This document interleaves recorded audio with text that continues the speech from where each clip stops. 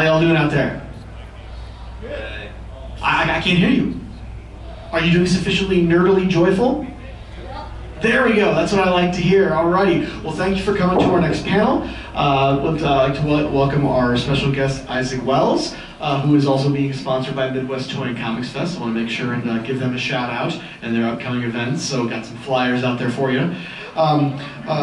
Isaak Wells is a actor, internet personality, with voice acting and starting to do some live action, right?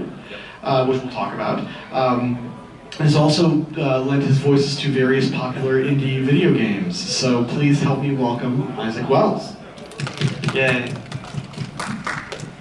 Isaak, thanks for joining us. So I would just like to sort of start these things out by giving you the opportunity to give us your origin story. What got you into the acting business?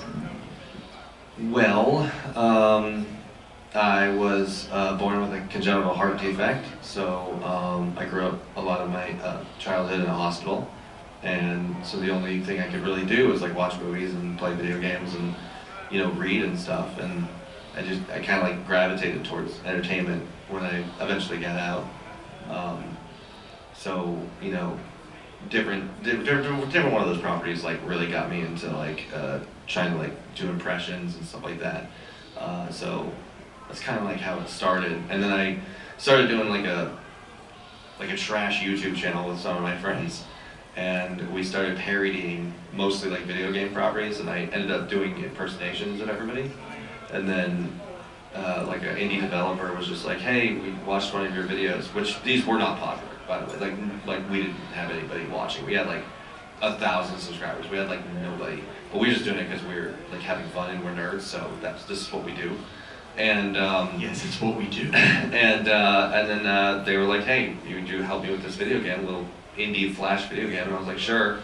And then that person knew another person, and then kind of trickled down a little bit to where I kind of did all the different like indie games, and then I did Skeletor as like a joke. Like I just thought, hey, Skeletor would be like an internet troll, and I'm doing a voice for a video game that I'm kind of doing that voice anyway, so I did the remember, and then said something at the end, and he's like, and then I did that until we meet again when he runs away, and then that got like massively popular online. So then I do more video games because of that, which was weird.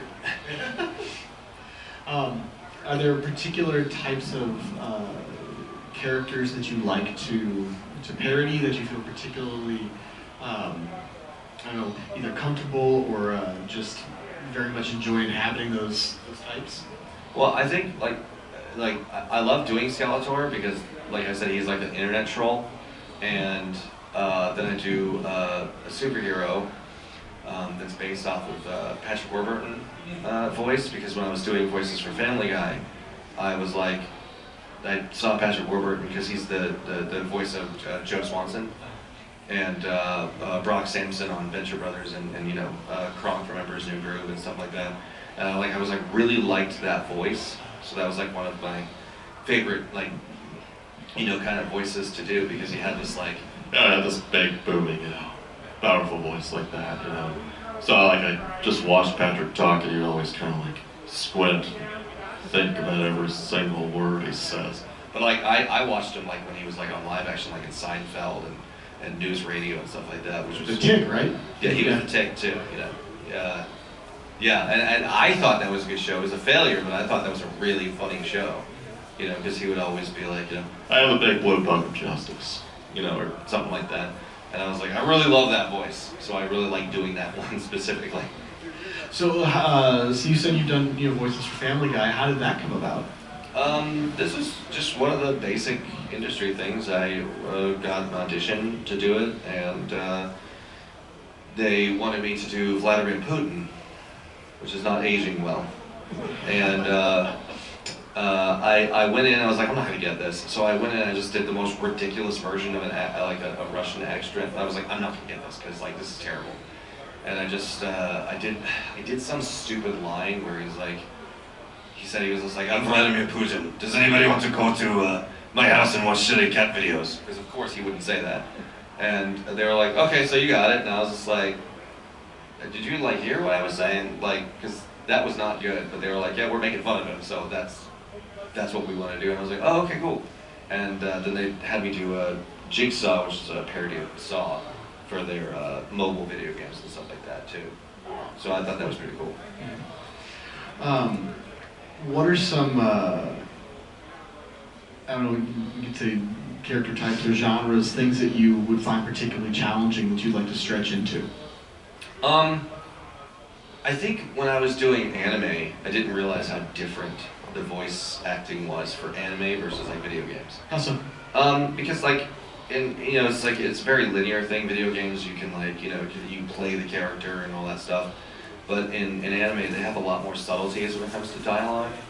Like a lot of like movement sounds that aren't done in video games, or like reactionary sounds, like if somebody gets upset by somebody or something somebody said, they would have those little tiny stuff that I just wasn't expecting at the time. Like if somebody insulted one of the characters, my character, I would be like, eh! Like just for some reason I was just like, I'm not getting, this is weird to get around, but like in anime they have like very specific type of voice acting that I had to like kind of get into. So I know a lot of voice acting now happens sort of individually, either in a studio's booth or in your own sound studio, etc. Have you done much work where you've riffed off of people live? We did a live when I was doing this. I forgot what it was called, or what channel it was on. But it was like a Combiner Wars for Transformers, and I did a Transformer named Menasor, and we were live doing it together, like on in digital live, like so we were all in like a chat room. And so the guy would read the script, and then the line would be said, and the director would be like, "Can we do that one more time?" And I would listen to, like, everybody could hear everything. And I was listening to the guy who was playing Optimus and that, and I was kind of riffing off of that because my character was actually a Decepticon, a bad character. And so when he said something, I literally riffed off of him as the bad character, and they were like, "Oh, that's good. Let's not do that all the time, but yeah, that's good." So I kind of riffed off of people live that one time, maybe another time, but that's about it. Gotcha. So I know that you also do talk outside of here about some of your beginning live action projects. Are there things that you can talk about now, or would you rather? I am working on a live action superhero series where I get to play like a superhero, like in the whole costume and everything like that. It's really cool. Except it takes like 2 people to put me into the costume, and like it takes like an hour or 2 to get ready for the character.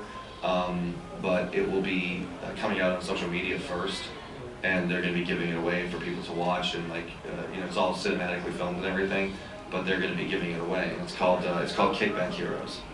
And one of the reasons why I like doing the Patrick Warburton voice is because I do that voice in this costume, and it's just really neat because the show is a little bit different than some of the superhero shows that are out there. A lot of it was very much programmed with like, or written with like a lot of mental struggles that people really go through and stuff like that, and they kind of focus on characters.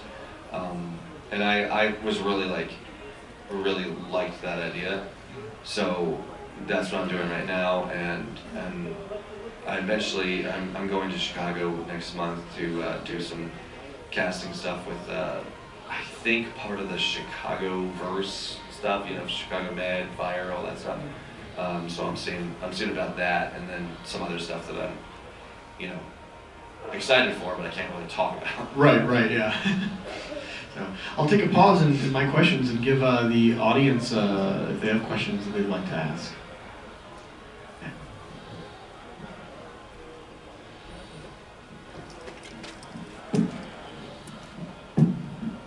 Did you watch He-Man when you were a kid? Like when you were sitting on the couch playing video games or watching something? I actually didn't watch He-Man. It was around when I was younger, and I knew the characters, but I had just never watched it fully. And later on, I'd say like maybe 10, 15 years ago, I actually watched it for the first time. And then I was like, well, okay, I get why people love this show, because Skeletor's ridiculous, He-Man's like also kind of ridiculous. The whole thing was just hilarious. But I was more of a Transformers fan when I was a kid. I watched the 1980s Transformers. That was like my thing. And but I really did wish I did watch it when I was a kid. It probably would have been meant a lot more, but it really does still mean a lot to me. Even if you watch it 15 years, 20 years after, it's still really fun to watch. It occurs to me that these sort of the Skeletor shorts that you do fit very well with He-Man and a lot of those Filmation shows at the time. At the end of every episode, there would always be that sort of like breaking of the fourth wall character talking to, just really pithy, and of course, you know, with most of the time it was educational, right? And so Skeletors are like the foil to that. The Skeletor that I'm doing is like when I watched it, I was like, oh my god, this is so hilarious, the villain. But I also realized, I was like, okay, he's a little bit ridiculous, but my theory was like, hey, if this villain existed in this world, what would he be doing on the mass scale? And I would be like, literally, I was like, he's an internet troll. That's what he would do. He would literally try to ruin your day. Because that's what he kind of seemed like he wanted to do the entire time. Like, I know his mission was like to destroy He-Man and like, you know, rule all of Eternia. But it also kind of seemed like he was just like, he was like very much like the Plankton character. Where it's like, I want to do that, but it's more like, it's about the journey than actually ending there. You know what I'm saying? So like, it kind of seemed like he almost purposely messed himself up. But when I did it, I was like, yeah, I like those little after-school messages where they were like, remember kids, Skeletor tried to get out the hard way, you know? And it's like, that's hilarious, but it would be funny if it was coming from Skeletor, and he would just want to ruin your day. I also like that point you make about the journey rather than the endscape. Like, you know, what would he actually do if he finally captured Castle Grayskull, right? Yeah, like there would be no point. It'd be like Wile E. Coyote actually catching Roadrunner. Like, you know, life's over after that. Yeah. It's like that. What y'all want to do? All right, let's go get some coffee, right? Yeah. And other questions?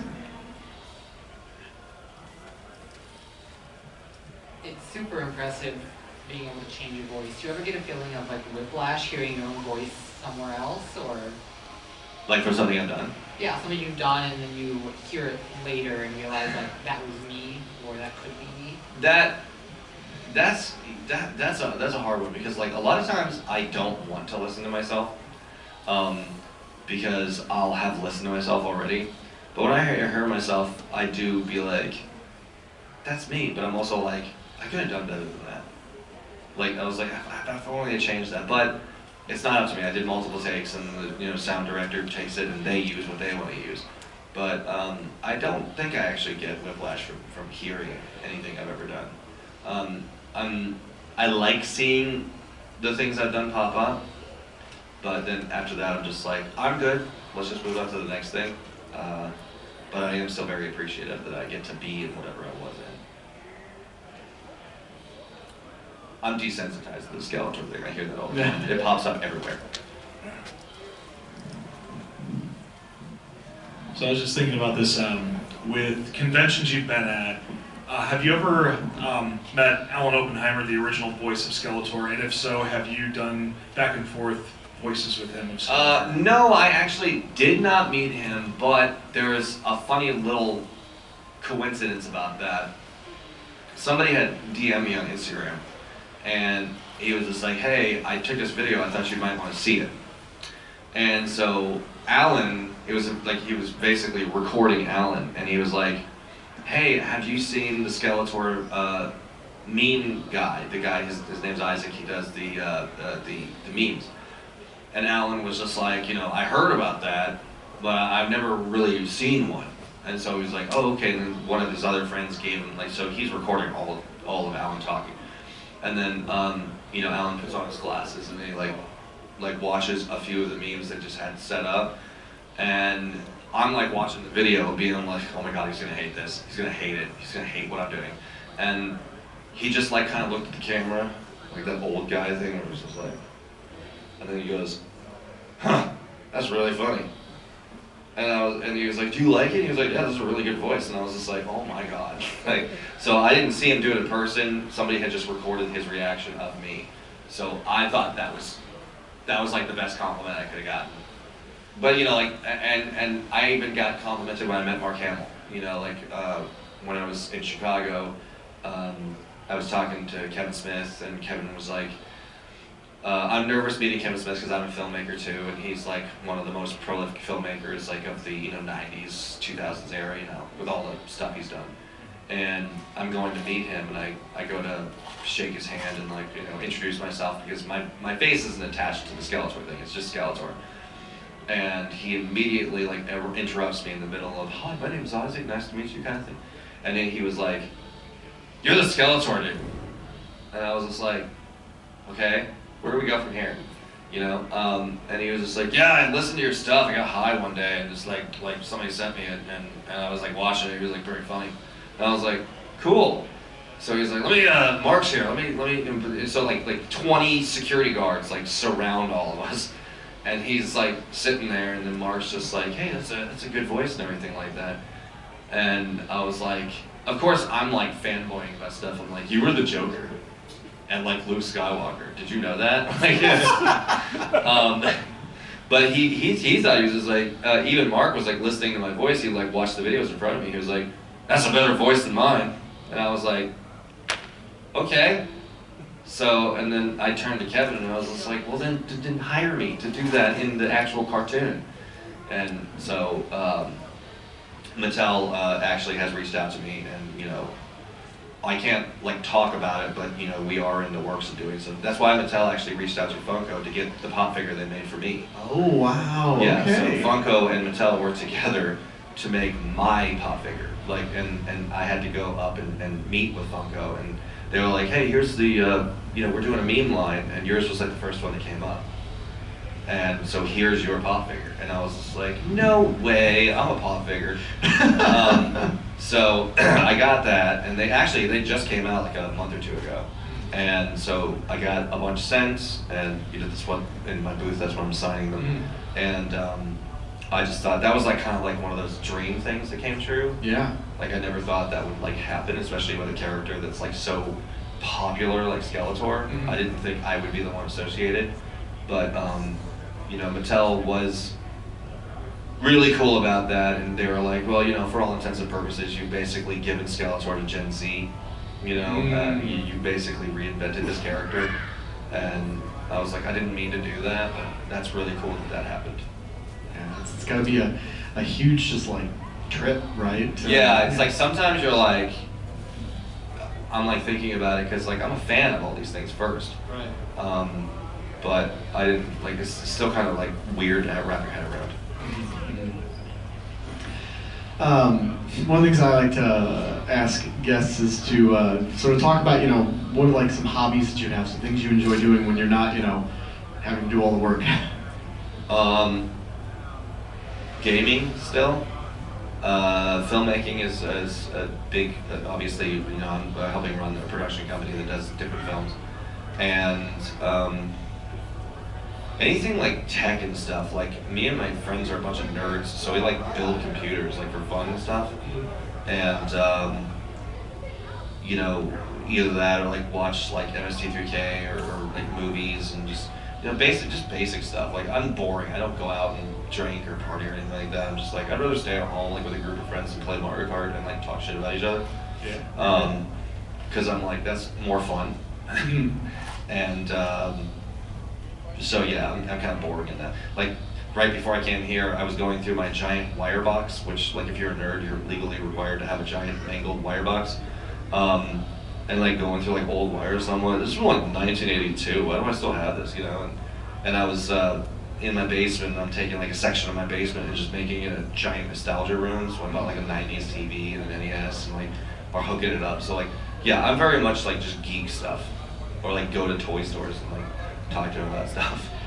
I never thought of the wire box thing. At first I wasn't quite sure what you were talking about, and then as you were describing it, I went, oh yeah, I've got one of those too. I mean, like, yeah, if you like tech or you're just like, you don't want to get rid of anything, right. Or you're a geek, you have a wire box. It's like the junk drawer in the house. And you never know when you might need that there's fiber just wire, one you have. right? Yeah. Yeah. You're just gonna have one. Mhm. But like I have cords from like I like 20 different game systems and they're all jumbled up, so really should sort, but probably not going to. Got a whole bunch of those They get mad red, at yellow, me. and white ones, right? All the RCA, whatever they're called. And Yeah. Component. Components, yeah. Composite, Exactly. yeah. So, yep, got all those. So that's what I do. I'm boring. And I like being that way. What sort of recommendations do you have for folks who are thinking about voice acting or any type of, I guess, online presence of entertainment? Well, where should they start? Well, I started kind of like, I started doing YouTube videos, and then I started using social media to boost your profile. So I was just like, I'm just gonna keep doing skits online, and then eventually they, sought me out because of the stuff that came with it. But like, I would just be like, just do stuff. Like I always do voices like all the time, every day. I always keep them in practice, so I'm always doing different voices, and really try to hone whatever you're doing. Mm-hmm. Like it's like an instrument. You have to learn how to play it, and you have to be pretty good at it if you want to like perform it or anything. And I talk to now like a lot of YouTube people who want to be like YouTubers or influencers and stuff like that. And I'm just like, well, then keep doing it. Like if it makes you happy and you want to pursue it, you have to keep doing it. Mm-hmm.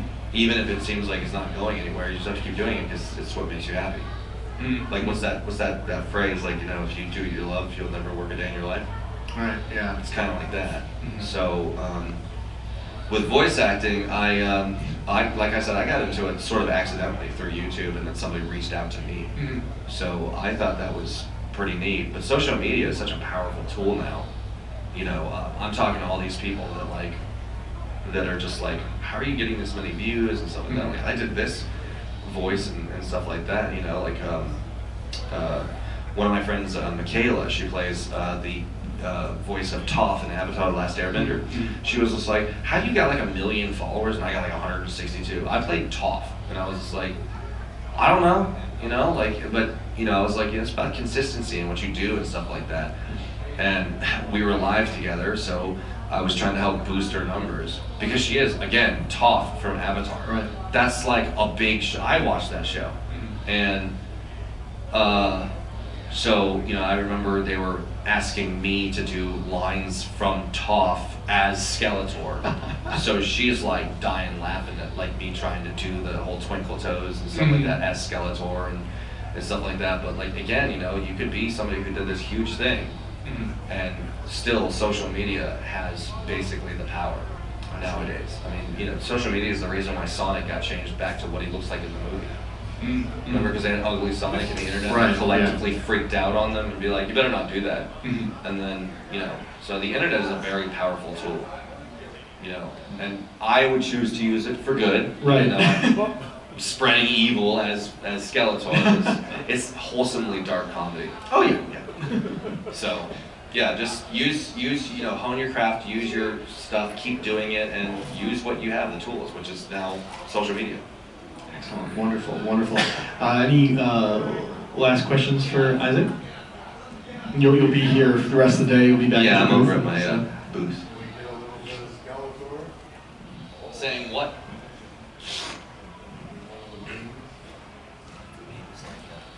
What's one that people like? What's the one? I don't know what is one like. He's like, Remember, a selfie taken by an orphan is technically a family photo. Until we meet again.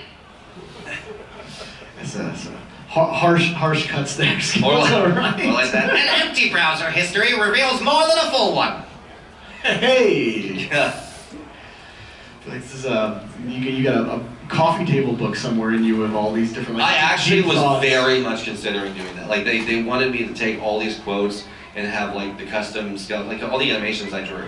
So I like learned how to animate just because I didn't have animation that I could use. So I learned how to animate. I took my iPad and I drew Skeletor and tried to draw him in familiar scenes, of course, like from the show. And then I animated and everything, and they were like, you should take those drawings. And then like, Disturbing Facts by Skeletor or something, like as a coffee table book, and I was like, I'd read that. Yeah. Like I've done so many of them, I forgot, and even sometimes I'll go back to them and be like, that's funny. And the back cover where there's usually those quotes. You've got the things from like Mark Hamill or Oppenheimer, right? Where you can be like, yeah, Alan Oppenheimer. This is funny. Or like it's just like I started out like some of them are like you have to think about them. That's some of them I wanted to do like where you have to actually like you're like wait a minute, and then you're like I wish I didn't like put those two together. Like what's the one he was like. He was just like, your digestive system starts and ends with cheeks. And then somebody like said, hey, you should do that one, and I was like, yeah, that made me think about stuff I didn't want to think about. Right. Like even sometimes it'll insult me, but I know it's the character talking about it. Like, so there wasn't anything, and that's kind of the rule with Skeletor. It's like I wanted to be darkly wholesome and not like attack anyone or any specific people or anything. He just makes fun of humanity. Right. Yeah. So if he finds something funny about something, he would say it. Mm-hmm. Like I think the one that I thought was funny, but some people got mad at it was when he was just like he said Jesus' first miracle was bringing alcohol to a party. And I was just like, he'd be a bro, right? Like, but people got really offended. I was like, it's not making fun of Christianity or anything like that. It's just making fun of it like a joke to humans, because he's from a different planet, so he would make fun of everything. Right. So I never want to attack different people specifically or anything, nothing like that. I just wanted to make fun of people. So if Skeletor's, an internet troll, who would troll Skeletor? I don't think anybody could. Like, I know somebody wanted me to come back at doing He-Man's voice as Skeletor. Yeah. But, I haven't done He-Man, although I have been practicing He-Man's like original voice, but I haven't actually introduced He-Man in there at all. There was some talk of like different animators that got together with me, and they were trying to like pitch like an internet show with this Skeletor. Okay. And one of them I thought was really interesting was that Skeletor is like a late night talk show host, and He-Man is his like co-host. Except Skeletor keeps making fun of his guests, and He-Man's just like, you can't do that, Skeletor. He's just like, that's my show. I will do whatever I want. So we would have celebrities come on like different panels and talk and stuff like that. Very much like Space Ghost. Okay. But with He-Man characters, because they're already like very much established in them. And I thought that was a really good idea. I have no idea like if we're ever going to do that, but I was like, that would be a hilarious idea to do, because he's so known on the internet, and Who wouldn't want to be roasted by Skeletor, right? Hordak. Yeah. It's or like it's like Weird Al, right? I mean, if you Weird Al spoofs your song, you've made it as a pop star. And I think if the Disturbing Facts Skeletor makes fun of you, you're good. You've made it. He's like the South Park of the internet. Wonderful, wonderful. Well, Isaac, thank you again for joining us here, spending this time with us. Thank you to Mickey from Midwest Toys and Comics Fest for sponsoring you. Make sure to stop by Mickey's booth. He's got flyers. They got a couple shows coming up in the new calendar year. And we look forward to the next time we can hang out, and you'll be at your table, right? So please go back and get that official Mattel Pop figure. Yeah. If you want. I think it's cool, but that's just me. I can't speak for everybody, but I don't have a pop figure. So please help me all thank Isaac. Thank you.